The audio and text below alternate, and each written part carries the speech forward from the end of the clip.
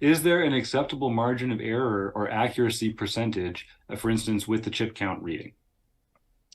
Yeah, so there are two sides to it, right? With the chips, we read up to 30 chips in height. So the stack has to be 30 chips. That we've never really heard any players complain because no one's really stacking and pushing chips that high. In terms of width, we have two different table sizes. So the one you can see behind me has 9 by 9 inch squares. So as long as the chips are kind of within that square, it works out. And then the other one's a bigger table that has 11 by 14 inch squares or rectangles. So that kind of lets players spread the chips a lot more. They can throw it. Those read a lot better, but the table ends up being about 10 by 5 feet. So it's a much bigger table.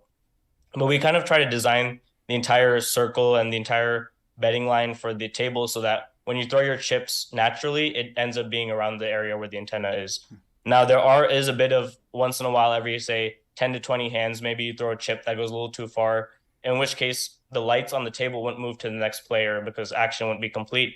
So Mm. the dealer or you can kind of pull that back towards the square and know that the action's continuing. So we have kind of steps kind of prepared where a game runs pretty smoothly at the same speed. When we first started this about, I think, 2.5 years ago, when we ran the first game on our first table, we were running about 7 to 8 hands an hour because of all the issues kind of going Right. on. And today Sure. we can run 25, 26 hands an hour depending on the dealer.